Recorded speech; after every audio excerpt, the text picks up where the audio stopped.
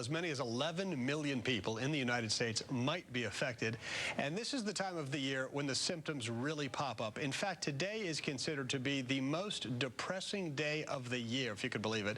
We're talking about seasonal affective disorder, or SAD, S-A-D, and we've got some tips for you this morning on how to weather the winter blues from Dr. Karen Steinberg-Gallucci. She's a clinical psychologist from UConn Health Center. Good to see you, doctor. How are you? Good. Nice so let's talk about SAD, or seasonal affective disorder. What are the symptoms of this? Well, they're similar to other symptoms of depression, and they include sort of a loss of energy or interest in doing things that you usually would like to do, a sad or blue mood. It could also show as irritability sometimes, just not being interested, having sometimes craving for certain foods like carbohydrates, just not wanting to get out and do things as much or interact with people. I have a lot of friends who just don't like the winter months. I don't particularly love them, but I'm fine with them. And how do you know when you've got this sad versus you're just in kind of a bad mood because it's cold out, it's dreary out, it's dark out, the sun goes down now at 4 o'clock. What's the difference between just the regular winter blahs and something more serious than like this? That's a great question. And there is a difference. Usually with SAD, it really impacts people more in their day-to-day life. It really is affecting their functioning.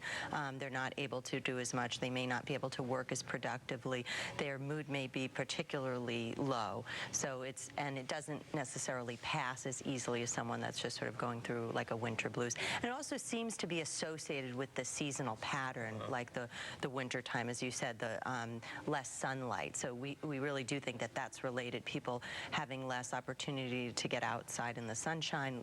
Light seems to have a positive effect on people's moods, and the cold, the colder weather. So people let's are talk inside about more. the causes. Is it basically the light or the lack of light that really causes this versus like the cold?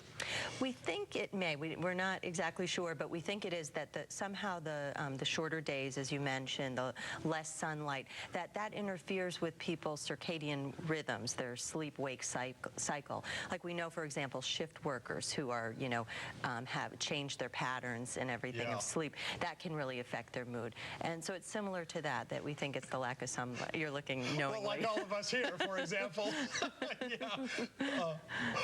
So let's talk about some of the treatments, because I'm sure a lot of people out there have heard of this light therapy. Does that work, and what other treatments are there? It does. It's interesting. There are light therapies. I mean, getting sunlight is a good thing, but also there are these light boxes that people can look into, or glasses that they can wear.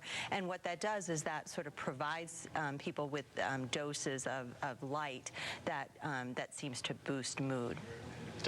Does taking a vacation help this at all? Sure. Or living in a warm, sunny climate?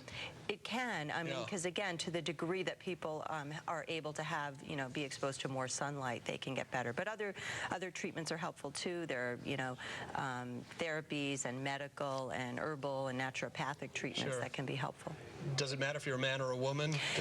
There does seem to be a higher rate of seasonal affective disorder among women, just as with other mood or depressive disorders. All right, Dr. Karen Steinberg-Gallucci. Thank you, doctor. You're welcome. Appreciate Thank it. you.